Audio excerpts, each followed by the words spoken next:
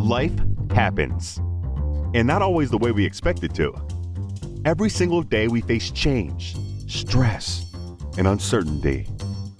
What if you could learn to thrive no matter what life throws your way? Resilience expert Adam Markell and his inspiring guests explore breakthrough strategies to fully embrace change and build the resilience required to become change-proof.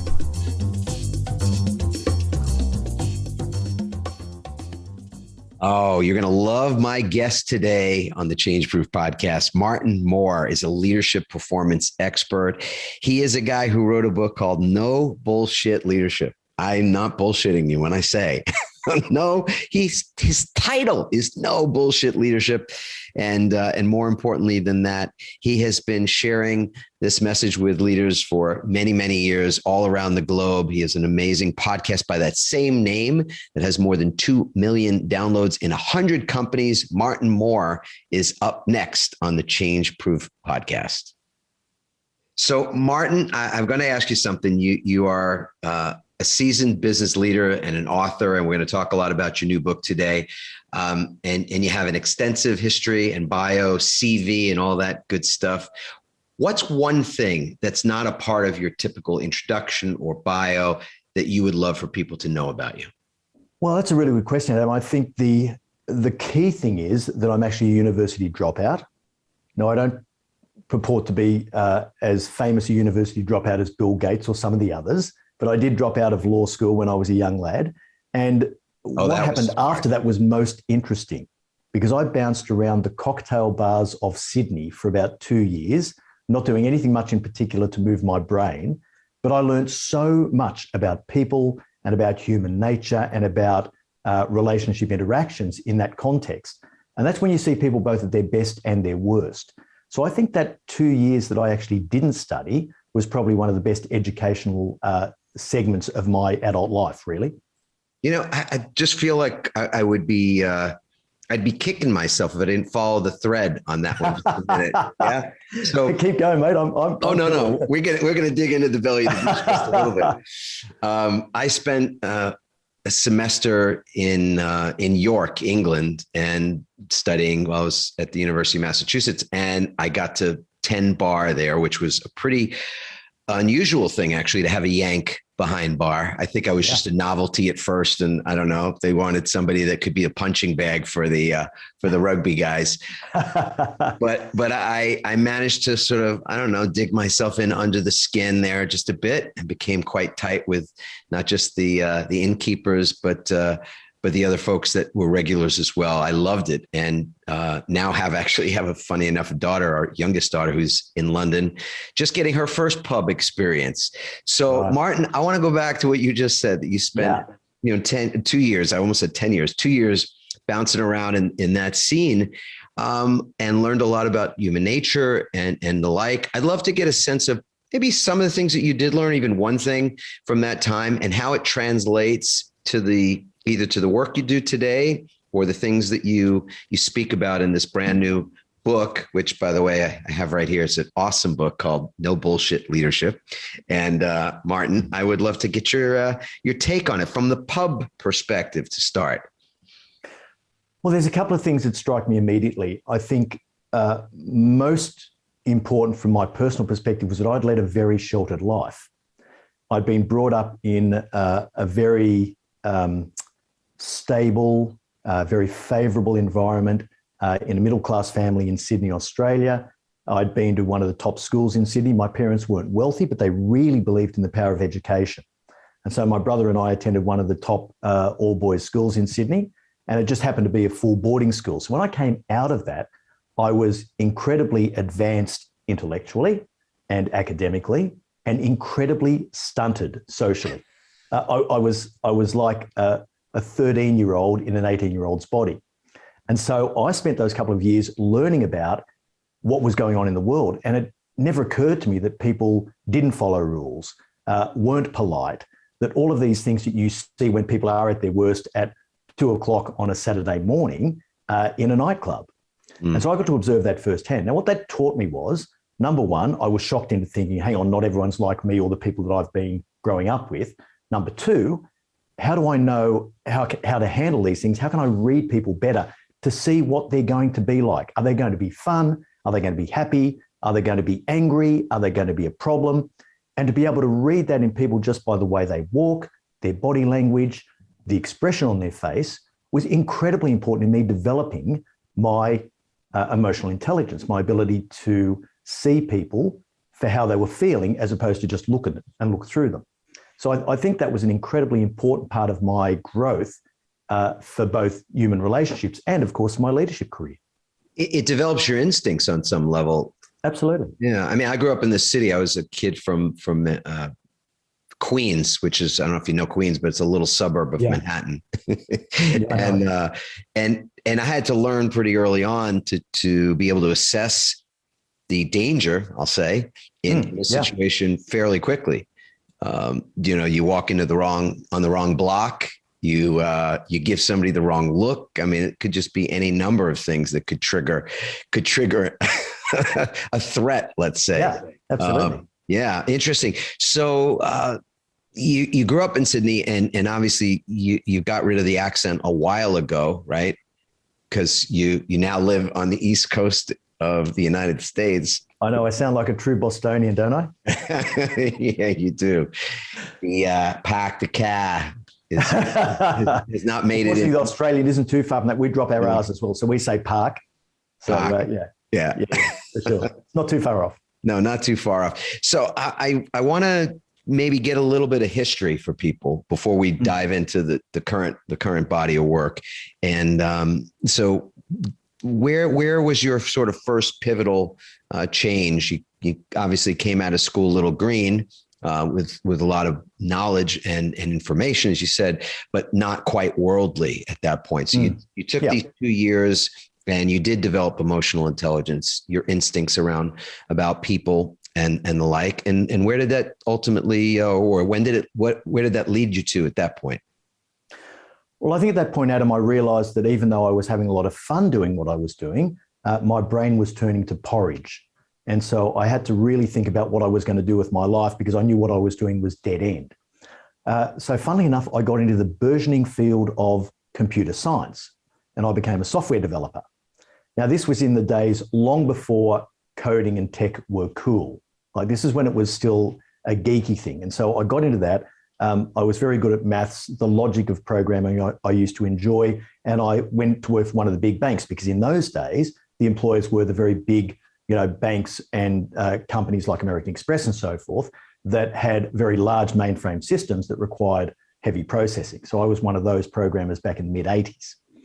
And from there, I got into consulting work. I learned to move between a lot of different organizations through this consulting work. And because my probably superpower is being able to see patterns and to see how patterns affect different circumstances, I very quickly worked out that the problems were common between these different organizations I was working for. They were the same everywhere, even though everyone says we're different. No one's different. The problems are pretty much the same. And if you can see the patterns and recognize them and bring forward solutions that aren't necessarily the solutions that are inherent or systemic in that industry, you can actually make a big difference. And so I really enjoyed that work. So I was really working as a project manager mainly in the software industry. And it wasn't until about 20 years ago in the early 2000s that I got serious about actually having a career. Once again, I was sort of bouncing around doing interesting work, but no real career path. So interesting. Because I think to some degree, and you and I talked about this just briefly right before we hit record, the people that have, among the people that have really leaned into your work are mid-career folks, professionals that are. So I'd love to, because I think that's a big audience these days, people in transition. Maybe we can, determine a little bit about what it is that, that sort of hits a person at a certain point in their career because I had a similar transition out of 18 years in the practice of law and then complete pivot and change in my direction. But I didn't feel terribly empowered at that point in time. I was a little embarrassed, if I'm being really honest about it. A bit ashamed that I didn't know what the next part of the journey might look like for me. And I'll never forget at a family gathering, sharing what I was planning to do with somebody like my wife's cousin. I'll never forget this. And he just looked at me like, and he's a kid from New York as well. And he just said, "Are you out of your mind? Like, you're going to give back the ticket?"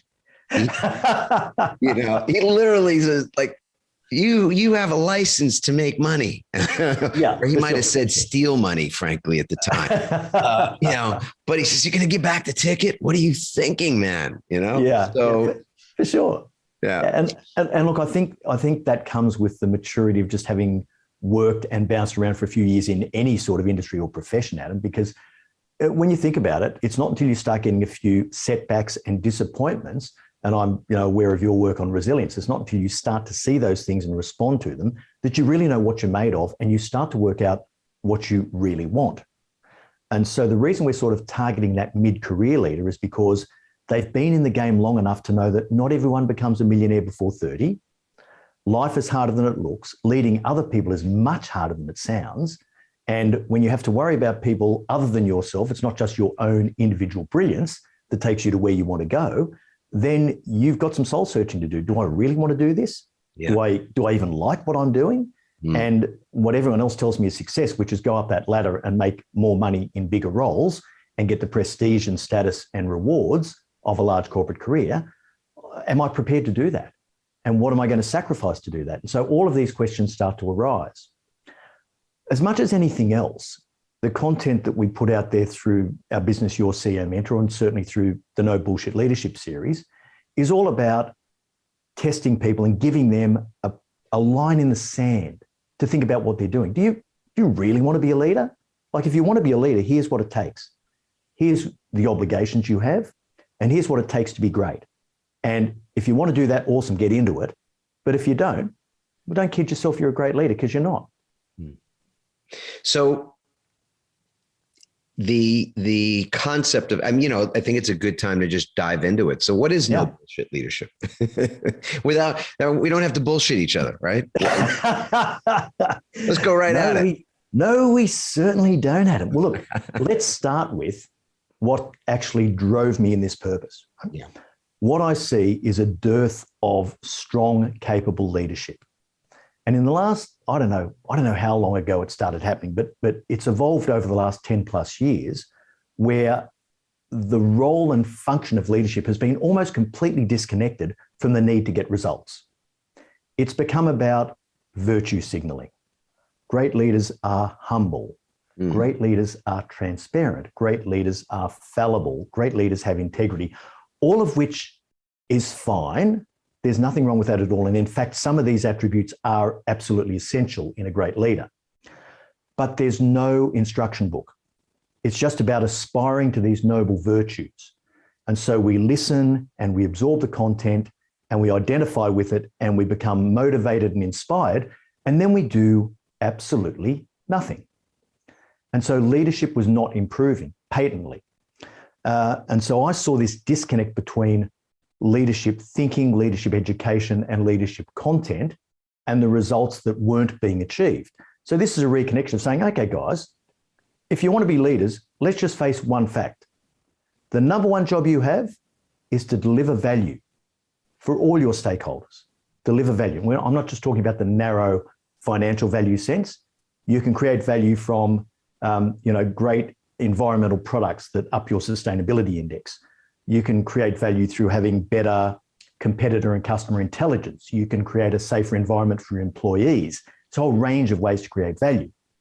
But you need to know what it is, and you need to go after it. A lot of organizations have just fallen into the trap of activity for its own sake. We do what we did last year and the year before. It's the rusted on activity of the business that we just go through the motions on. And the opportunity for value capture is almost completely lost. I'm going to skip to something right now that I think is it's implied by what you're saying, but I want to dig into it a bit more. Sure. What blind spots do you think leaders have today, or are they different? Would you say that the blind spot that a typical leader has today is similar to the blind spot they had 20 years ago? I don't think the blind spot has changed, because I don't think our fundamental nature has changed. and I think this is the core thing about leadership. We convince ourselves that we're good leaders in our heads because we look at our intent. We don't look at our actions and our choices and our behaviors. We look at our intent. And so internally, I'm saying, okay, I'm trying to do the right thing. Therefore, I'm a good leader. I'm aspiring to be humble. I'm aspiring to be transparent, or whatever the case may be. But the experience of the people around me and the people in my team that I'm leading is sometimes wildly different from that. And so we give ourselves the benefit of the doubt, and we have the human power of rationalization. And that can blind us to so many things. Now, let's just talk quickly about resilience as an example here, because a lot of people think they're good under pressure, but how many really are? When I say good under pressure, I don't mean they've mastered game face and they can put their game face on so they don't collapse in front of their teams. I'm talking about that deep, consistent grace under pressure that you'd be aware of, Adam, the complete consistency between what you say, what you think, how you feel, what's in your heart. It's like watching, and I hate to bring up the New England Patriots at this time of the interview, but you look at a guy like Tom Brady there. He runs out for his first offensive set in the Super Bowl last year, playing for the Tampa Bay Buccaneers. I reckon his pulse rate wasn't above 55. Yep. That guy, he just went out there. He could have been playing a pickup game in his backyard with his son. You know what I mean? He was just so relaxed and so in control and so in command of that situation. And that's grace under pressure, because you don't get overawed or hassled or thrown off by the circumstances that you find yourself in. Now, having said that, a lot of people feel as though they're very resilient, but they're not, and we can observe that. It's like anything, it's Dunning-Kruger effect, unskilled and unaware of it. So if you do a survey of people about their driving skills, how do you rate yourself as a driver? Oh, everybody thinks they're a great driver. Just like everybody thinks they have a sense of humor. They've done these surveys, right? So Allstate did a survey a number of years ago on drivers for their own self-perceptions, and almost 2/3 of drivers rated themselves as being either excellent or very good. Yet when they were asked that same question about their peer group, what do you think your friends and family are like as drivers? That dropped to under 30% that thought their peer group were good or excellent drivers. So it's the I'm okay, you're not okay concept that we have. And this really drives a lot of the thinking in all people, but it's most obvious in leaders. So this is a really, really long and roundabout way to get back to your question about blind spots and say, yes, rationalization and self-deception is the blind spot of the leader. Yeah, so I wrote down my answer to that question, and it was 3 letters. It was EGO. And we all have egos. We need them. They're important to us. Leaders have to have them. Anyone that has the audacity to say, listen to me, look at me, follow me. I have the plan and all that. It requires an element of confidence and esteem and ego for sure. But I think the things that you're describing for me, when it comes to that blind spot, really have to do with this lack of humility. So I want to use that as a way to just sort of leg into the great resignation. I want to come back to resilience, in a moment, but to widen the lens just a bit, we're talking about corporate resilience in a variety of ways today, not just because of the disruption of supply chain issues and COVID and tech disruptions and every other, imaginable kind of thing that are colliding at the same time, but the greater existential threat that is presented by people, workers, leaders themselves deciding, I'm out of here. Like just saying, it's Gary Ridge is the CEO of WD-40, was on the show a couple of weeks ago. He calls it the great escape. So the great resignation, he's referring to as the great escape. So I want to talk about the fact that people are leaving, and I would say we can connect their leaving to the quality of the leadership within those organizations. And it's not one. We're not talking about a single bad apple, one bad company. We're not pointing to WorldCom or Anderson or whoever and saying, well, this is the reason why. This is collectively across the board, this exodus. So I'd like to get your take on that, and specifically whether ego in the highest levels of leadership right now, do you see that as an issue, or what in leadership at those levels is the issue that's creating this exodus? I think ego certainly plays a very big part in that. And I think that's a very succinct description of what I took a number of minutes to actually tell you about, Adam. So that's cool. When it comes to the Great Resignation, there's a bit more going on. So there's the disruption of the personal changes that came through with the pandemic, the hybrid working and working from home. It's changed people's perception of what's possible in terms of their life management. Now, I hate the expression work-life balance. There's just life and you deal with it. You prioritize different things at different times and you make your choices, but you've just got a bunch of competing demands on you like we all have at any given point in time. But I think people haven't experienced that's given them some window into how their lives might be different. Now, if the resignation comes as a result of a complete change of heart, I don't want to do this type of work anymore, in this type of company anymore. I want to do something completely different. Awesome. Go off and do your own thing, whatever that happens to be. If it's a case of, I think the grass might be greener on the other side, I think there are going to be a hell of a lot of disappointed people by the end of 2022. If, as you said, this is widespread, Adam. If people are expecting that they can leave a company that has poor leadership or a bad boss or too many constraints around how they do their work to make them happy or satisfy them, then they'll find that they could be jumping out of the frying pan and into the fire. Or they could at least be getting a similar representation in a different industry or a different company. And so I don't think the alternatives of doing another job of the same type in a different company is actually going to pan out that well. Like I said, you jump and you want to do a sea change or a tree change or a complete life change, sensational. Good luck to you, and I hope that works. But when we look at the employment, we'll see this over time. If it's shifting from employment by large organizations through to more entrepreneurial ventures, I don't know, but I don't see the percentage numbers changing about how many of those entrepreneurial ventures as startups are going to be successful.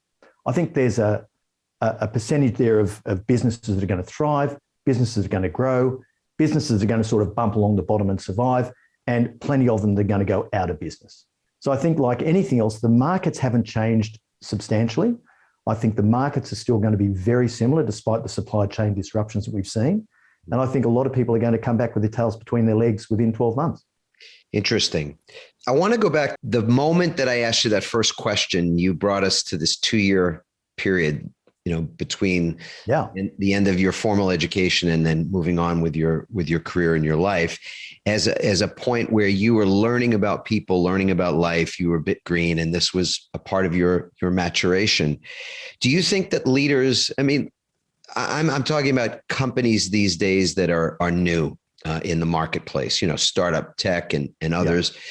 And I'm going to use a company, obviously was in the headlines recently, Better, the better.com group, right? So you know where I'm going with this, right? Oh, totally. Yeah. So are leaders green? Do you see that that part of the issue here is that, you think about a company that has an idea and incubates something, gets funding, and I mean massive amounts of funding. And then all of a sudden within months or just a few years, they're being valued at numbers with B that starts with a B.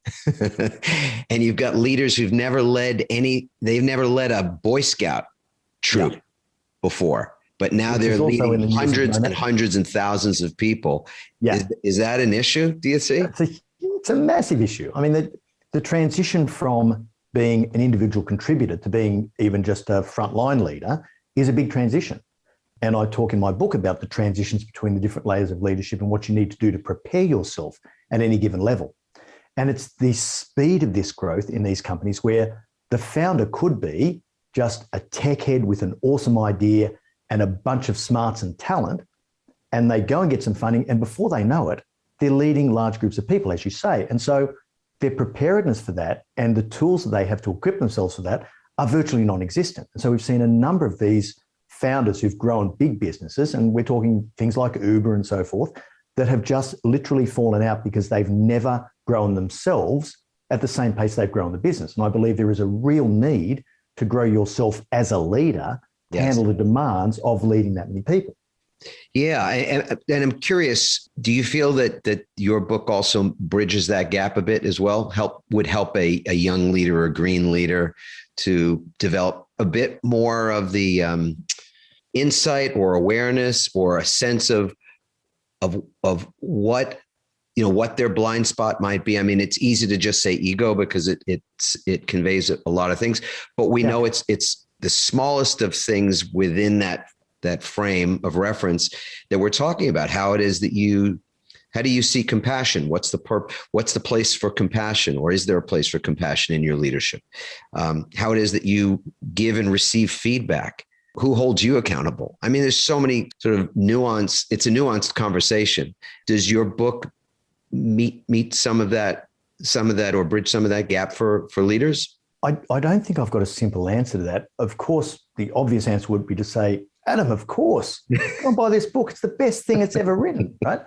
But it's not actually the way it works. I think what I've done is to provide a framework that is a very practical, hands-on, implementable set of tools that say, as a leader at any level, if you do these things this way, and of course you adapt them for your own style because we all have a unique leadership fingerprint, but you adapt these tools to your style, you will become a better leader. Anyone can become a better leader.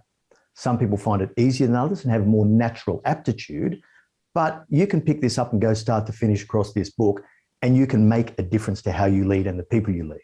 Okay. Having said that, let's say, for argument's sake, that people have left the workplace because of too much in the workplace, working for, or they feel like that somehow can succeed in this environment, but a good person, a nice person, a kind person, or team player is less likely to succeed. Whatever those stories amount to, I'm going to put that all in the this is I'm out of here. Yep. Right. So I want to understand, or I want the people listening to this now to understand, what does no leadership look like? No leadership is doing the things that make a difference. It's about habits and disciplines and doing what needs to be done when it needs to be done because it's right. It's about overcoming your fear of not being liked. It's about focusing on things that are potentially going to make you unpopular. It's about not following the path of least resistance, but doing what's in the best interest of the organization first, then team, then you as the individual leader. And so it's about subordinating yourself to higher order objectives. And then it's about developing the habits and doing the things repeatedly that go against your very nature as a human being. It's so ingrained in us to seek affiliation and approval.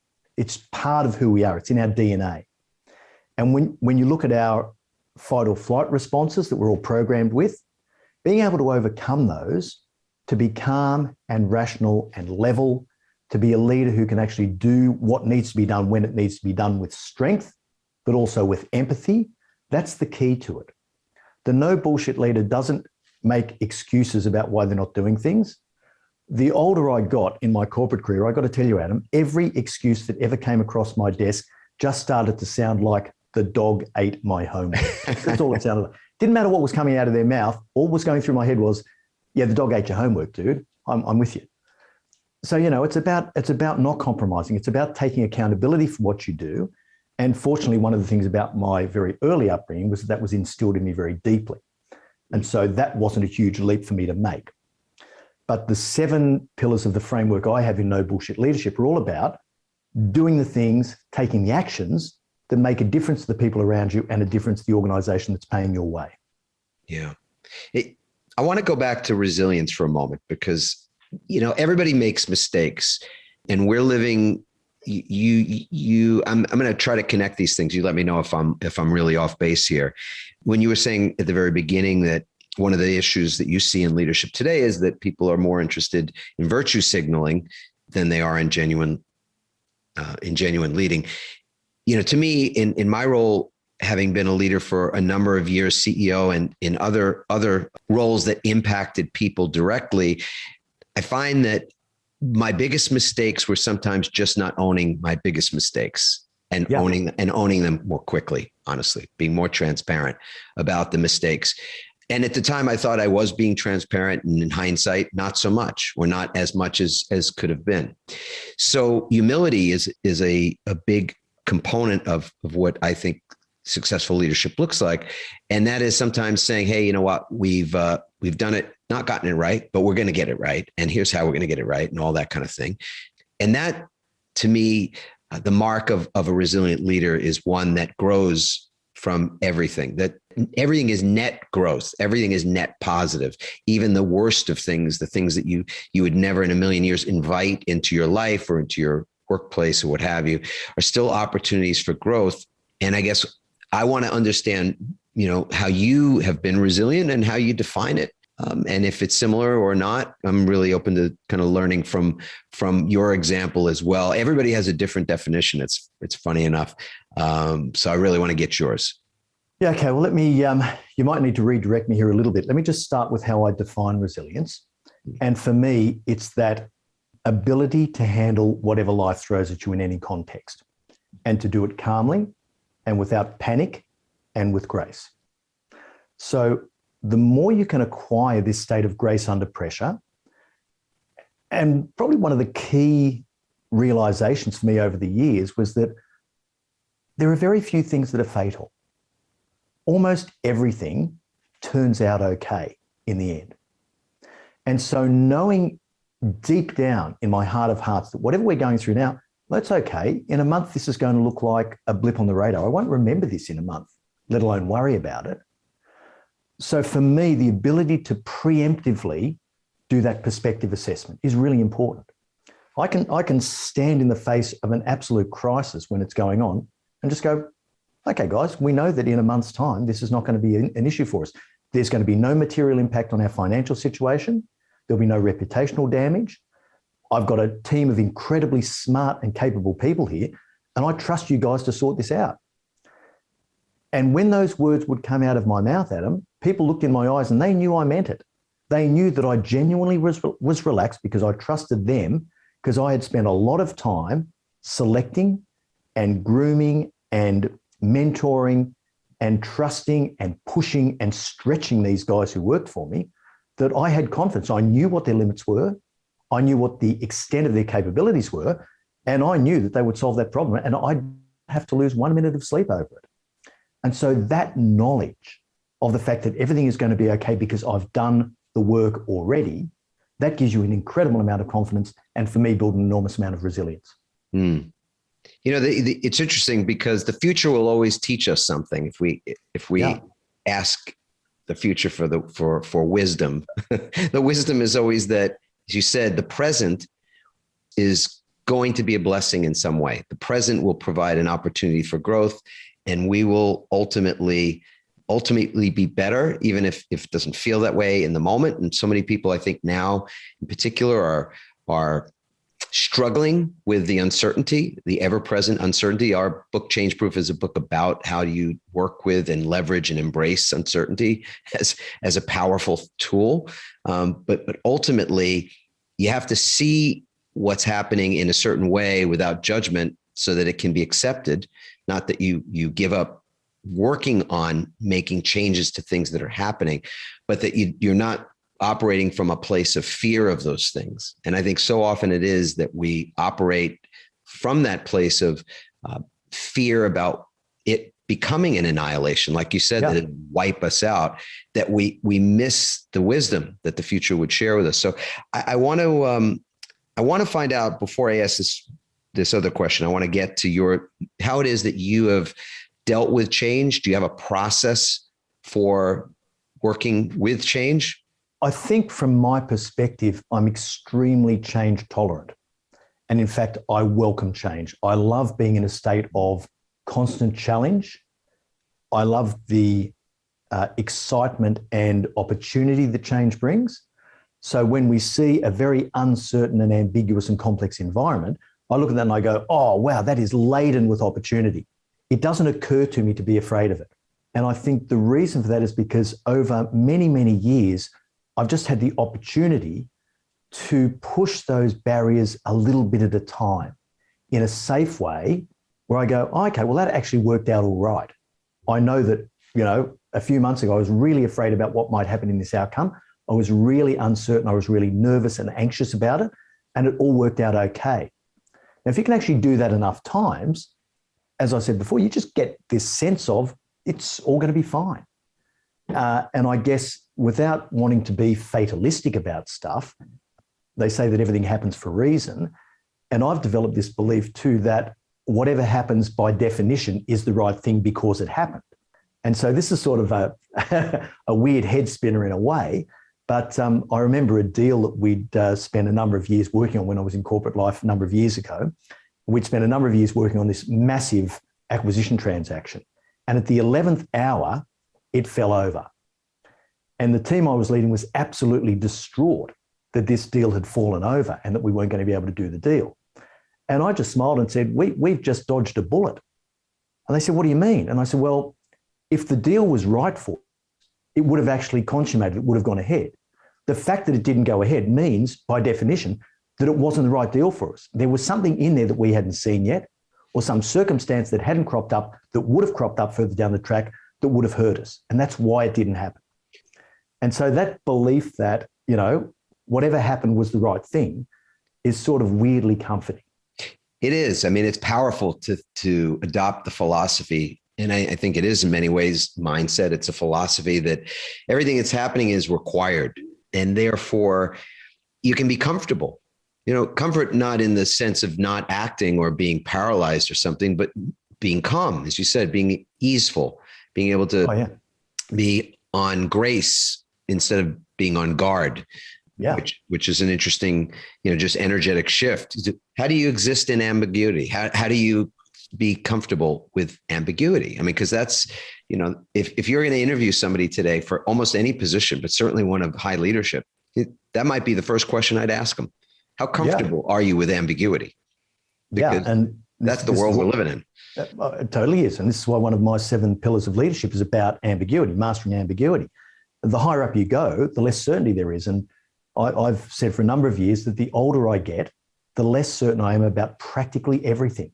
10 or 15 years ago. Whoa, hold on. Martin, I want you to just repeat that. I really want people to hear that. Because the older I get, the less certain I am about practically everything. Yeah. Like 10 or 15 years ago, you'd ask me a question, I go, I'll tell you what, Adam, here's the answer, bang. And I'm convinced about it and I know it.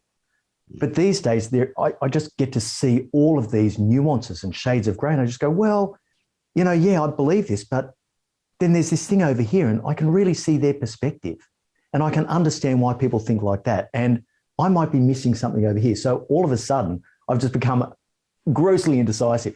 Yeah.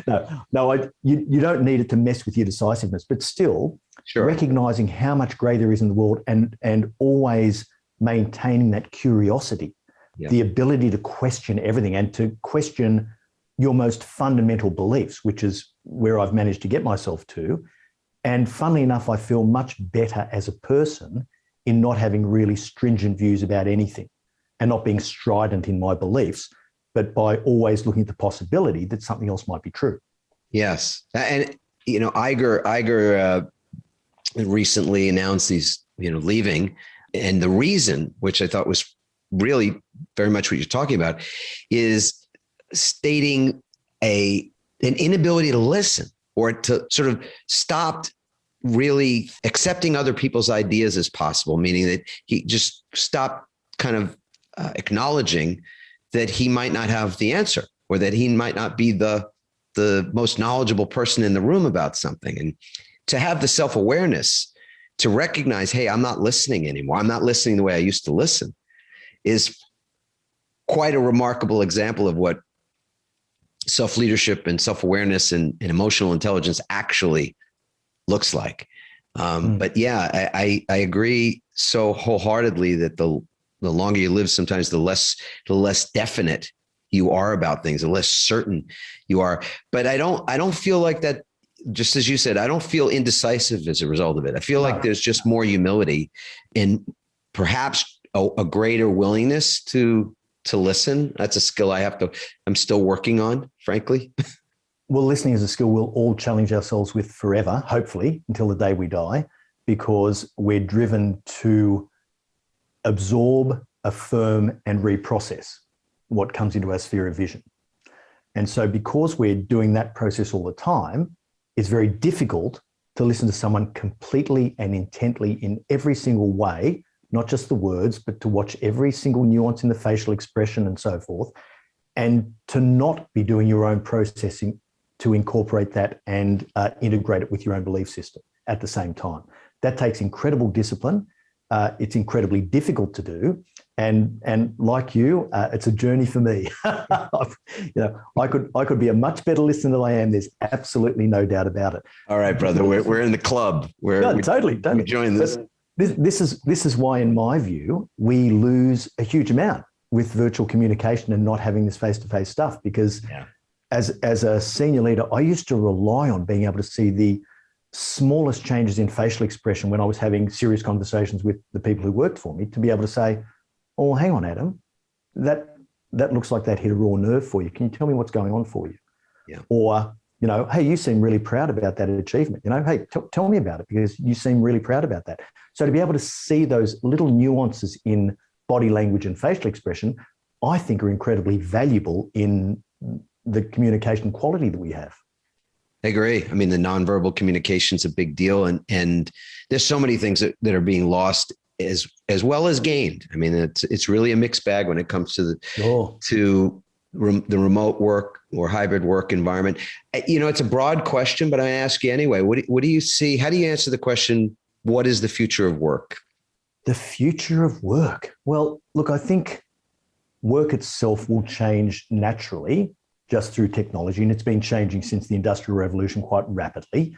The acceleration probably in the last 10 to 15 years has been unbelievable in terms of what's now possible. In my iPhone now, I have more processing power and storage capacity than I had on the mainframes I used to program in the mid-'80s for a bank. And so that in itself is mind-blowing. And I don't think that's going to stop anytime soon. Now, when we talk about artificial intelligence, the process of automation has caused a lot of change in the types of jobs that we do and how we do them. And that's only going to continue and potentially accelerate. Now, I'm no futurist, but I do hear quotes like, 2/3 of the jobs that will be available in the next 10 years haven't even been invented yet, and things like that. And I shake my head at that and I go, yeah, but the human capacity for thinking, for abstract reasoning, for processing isn't changing as fast as the technology enablers. So are we going to see a left behind underclass of people who just are outstripped by the need for them to do the sorts of jobs they're doing now? Now, I hope that's not the case. And historically, we have seen that people have been able to retrain and re-equip themselves for different types of roles. But this is one of those places where there's going to be massive opportunity and also massive disruption. And I think there's going to be a lot of wailing and gnashing of teeth between now and when we see this play itself out. Indeed. And I would say, I think there'll be even greater need for collaboration, but we're going to collaborate differently. For sure. And maybe it is in greater collaboration that this retraining or retooling, large groups of people that have not, maybe haven't had the kind of training thus far that would enable them to succeed in the world that is ahead of us. That's where that shows up. I mean, clearly, well, I don't want to say clearly, it's too absolute. Nothing is clear. Yeah, right. Public education has just, I think, failed in so many ways. And not because teachers are doing a poor job. So just so I want to be clear about that. My wife was a teacher for 17 years and my mother-in-law for 35. And, most public school teachers or private and public school teachers are doing a phenomenal job with what they've got. I just think that the training of teachers, as well as what the curriculum has not changed nearly with the times. So that's right. Yeah. Totally different topic, of course. I have so enjoyed this conversation, Martin. I would love, as just sort of a final question, our show notes will include information about how people can find out more about No Bullsht Leadership. I'm going to make the assumption that as a follow-on to the book, there are other resources for people as well. Is that true? Oh, absolutely. And I think for anyone who wants more of what you've heard today, the No Bullshit Leadership podcast is probably the way to go, because whatever your favorite podcast player is, short, sharp episodes, 15, 20 minutes max, just how to actually do the practical things that make a difference as a leader. We don't worry about the virtues. We talk about what you need to do differently to make a difference to the people you lead. That's it. Fantastic. So my last question for you, at least for the moment, Martin, is share a ritual. Our book, Change Proof, has a lot to do with ritualizing resilience and how we do that moment to moment, really, in our lives. And my life is very much a product of rituals. I'm guessing yours is not a lot different in that respect. What's something that you have ritualized or habitualized, let's say, to create greater resilience for yourself? Yeah, daily reflection for me. What I got into the habit of a long time ago was finding a way to keep myself honest and to hold myself to account for the things I did as a leader. And I think my early days as a leader, I was as bad as any of you could have been, and probably worse than most. But I did have enough self-awareness to realize I was bad at it. And so I held myself to account for doing those things on a daily basis that I knew needed to be done. Now, I've always been fortunate enough to live within a relatively close commute from where I've worked.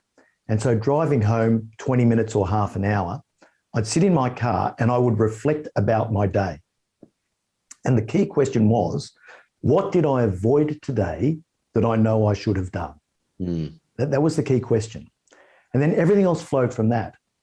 But just the willingness to ask myself that question every day and hold myself to account and say, yeah, I avoided that conversation. Why did I avoid it? What was at stake for me? What were the things that forced me to get myself busy with other stuff that are completely justifiable, but I know I used as tools to avoid what I needed to be really doing? And when's the next opportunity I have to do it? Who suffered because I didn't do it? All of those sorts of questions that enable me to keep myself honest and to grow as a leader. Oh, I just so love your answer to that, Martin. It just really resonates with me. To me, questions are so powerful. In fact, the three part process to our change proof model is about pause, ask, and choose. And the ask part is really, in so many ways, the most powerful. I don't think we ask enough questions. I think we've been trained from the time going back to early childhood for me, early school days. If I didn't have the right answer, I was, sort of made fun of. If you ask a question, you should, quote, should know the answer to. It's a silly question. It's a, intelligent question, whatever it might be. You were quickly shown how hazardous that was. And so I just stopped asking those kind of questions. I think many of us have been trained out of questioning, and making and asking really deep, incisive questions. That question is one I'm going to remember. That's a question I'm going to share with other folks and give you credit. Of course, Martin, what do I avoid today and why did I do that? I mean, that's a powerful inquiry right there. It really is. I thank you for that. Yeah, no, it's a pleasure. Do that for enough years, it will shape the way you are. Yeah, indeed. Well, I'm committed to being a no bullshit leader, brother. Fantastic, Adam. I love it. Thanks, mate. And thank you so much for having me on. I've really enjoyed it. Fantastic. Okay. Ciao for now. As always, everybody, check out our show notes to find out more about Martin and his amazing work. And if you love this episode, please feel free. In fact, we'd invite you to share it with a friend, subscribe, and let us know your thoughts. Your comments are really valuable. And I am the one that answers those, just in case you wanted to know. I so loved my conversation with Martin Moore. I hope you did as well. I mean, anybody that writes a book called No Bullshit Leadership is definitely somebody I'm interested in chatting with. And this conversation was not, it was not predictable, and it was enjoyable on so many levels. One of the things that I absolutely loved was the question that he asked himself. So my final question to him was, what's one thing that you do to build your resilience each day? What's one ritual or habit that you have to build your resilience each day? And he said that he sits in his car for 30 minutes before he re-enters the house. He goes out to work and then comes back and sits in his car to just consider how the day went, consider some things that he might even want to learn from. And he asks himself a specific question. That question is, what did I avoid today? What did I avoid today And why did I do that? Why did I choose to avoid that thing, whatever that might have been? It could have been a difficult conversation that was supposed to be had. It might have been other communication, an email or something to be written, or some other action that he wanted to take or that was to be taken, but he avoided it. I think this is one of these powerful questions that reveals, in many ways, can reveal our blind spots. He and I, during the conversation, we did talk about what is the single biggest blind spot for leaders today and even 20 years ago. Is it the same? Is it different? And I loved our discussion of that, and how the leader's ego in many ways is that blind spot, and that humility in many respects, I believe, is the solution to that. But humility without losing confidence in one's ability to lead, in one's ability to make decisions, and one's ability to be decisive. And yet humility is this superpower when it comes to dismantling, at least in the moment, the ego and the ego's desire to be right, the ego's desire to get exactly what it wants in the moment, et cetera. So this question is very much a question, I think, that plays the string of humility. It's the theme of humility that's resonant in this question. What did I avoid today? Because that word avoid is an indictment. It says something about our intention. Not what didn't I do today, but what did I avoid today? What did I avoid doing today, saying today, and why? So the inquiry is twofold. It's a what and it's a why. I absolutely love that. I love the conversation that we had about the future of work. I thought that Martin's answer to that question also was quite incisive in talking about how important it is that as leaders we are able to embrace the unknown, embrace ambiguity, et cetera. Yeah, there's no question right now that the world is so uncertain. There's so much massive uncertainty that's creating anxiety in people's lives that we have to be able to develop our own process to be okay with that, and not just to tolerate it, but to utilize it, to leverage it. That's really what Change Proof, this brand new book of ours, is all about. How it is that we are leveraging the power of uncertainty to build our long-term resilience, our long-term growth. And in so many ways, it is developing a comfortability with ambiguity. So our capacity to accept change without judging it as good or bad, right or wrong, fair or unfair. These are made up concepts that we have come up with. Inherently, nothing is good or bad or right or wrong or true or false. It just is. And so if we're able to see the lack of certainty as something that isn't necessarily harmful to us, it gives us access to greater resources. It gives us the opportunity to potentially seize the creative opportunity in that uncertainty or that ambiguity. So absolutely just loved, again, having Martin on the show today. Looking forward to many more guests talking about what it means to be change proof, what it means to be resilient in a world of great uncertainty and adversity even.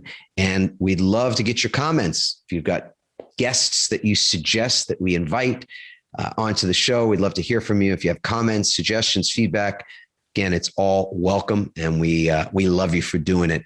Please, if you have questions for us, let us know. If you'd like to share what you've experienced here, our content, this particular show with other people, please do that. That's our invitation and even our request. Okay, I'll just say ciao for now, everybody, and we'll see you on the next episode of Change Proof.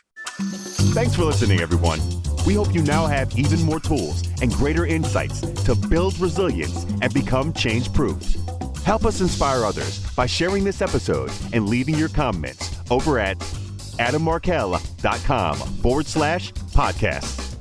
For more resilience tips and strategies, including support for building change-proof teams, visit adammarkel.com/become change-proof.